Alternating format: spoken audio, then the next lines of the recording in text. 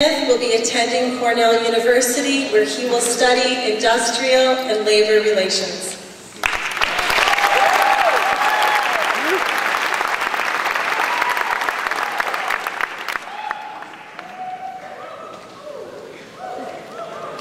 Organized chaos. That's what I call my room when my mom comes in and gives me the eye. But as I look around my room, I guess you could say the organized chaos that I have created closely resembles my life. I came to this conclusion a few weeks ago when I sat down to write this speech. Like a typical high schooler, I found myself procrastinating. I sat down my computer, started to think, and looked around my room.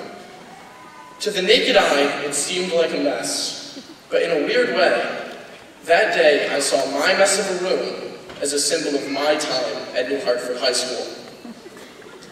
After 10 long years of grade school, first walking into the senior high in 2006 did seem like absolute chaos. Upperclassmen were bumping into me in the halls. I couldn't figure out the bell schedule for the life of me, and it was nearly impossible to fit all of my books into my backpack. To sum it up and quote Dorothy from The Wizard of Oz, I realized I wasn't in Kansas anymore. It was exactly like walking into a room that hadn't been cleaned in months. I didn't know what to do first.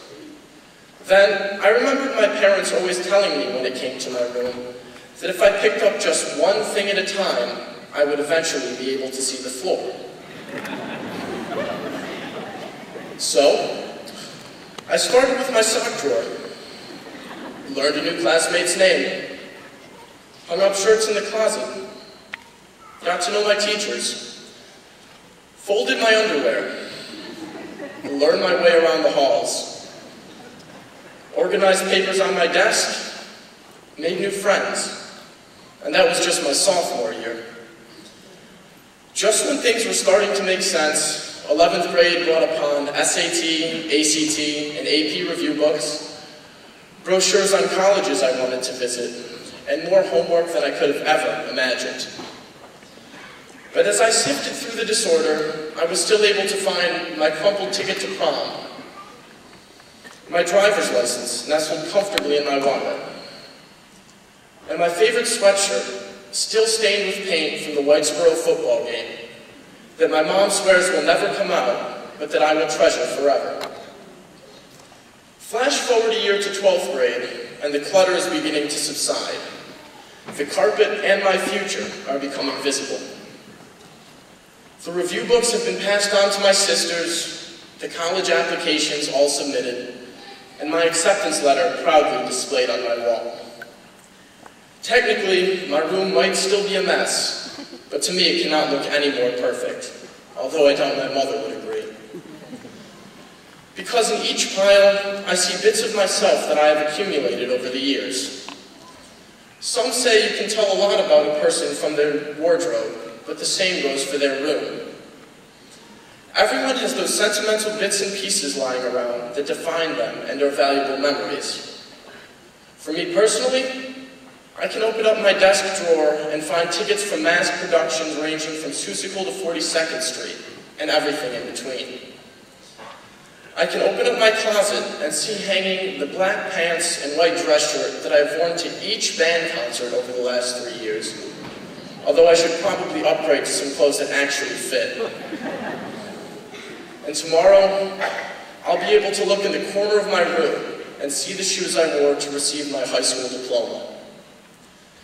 Whether it is a room of organized chaos like my own, one that's neat as a pin with a color-coordinated closet, or one where food can be found under the bed, each of us has our own unique sense of style and living.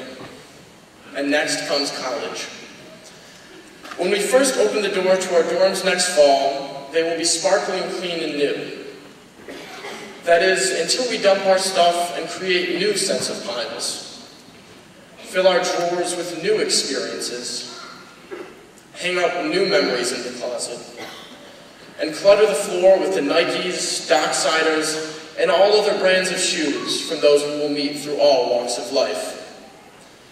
Only this time, there are no parents to stay on our cases and help us sift through the disorder. The responsibility will lie solely on us now. It's frightening, yet exciting at the same time. While it seems like an overwhelming task, the little things our parents and teachers have taught us about maintaining an organized and efficient life will surely stay with us for years to come. As I stand here reading this over, I'm sure you're wondering why I chose to talk about my room at my high school graduation, as opposed to the otherworldly topics there are to discuss. The truth is, like my room, life is messy. No matter how many times you try to pick it up, there will always be piles of problems, clusters of missed opportunities, and stacks of deadlines that stare you down. However, if we can remember to pick up that one thing at a time, slowly we will start to make sense of it all. As for our rooms themselves, who knows what they will look like in 10 years? They will be strewn with anything and everything. From medical books to law binders, from architectural plans to new inventions that have yet to be conceived. The possibilities are endless for us, the class of 2009. To my fellow classmates, whether your shoes are tucked neatly in your closet or in the middle of the floor, I know they will take you places you never imagined. Whether your papers are organized neatly or scattered across your desk, I know they will tell of your success and achievements. And whether your bed is nicely made or just a heap of covers, I know you will be able to go to sleep each night smiling with the knowledge of what you have accomplished, can accomplish, and will accomplish. To quote Dr. Seuss, and will you succeed? Yes, you will indeed. Congratulations, today is your day. You're off to great places. You're off and away. Thank you and congratulations.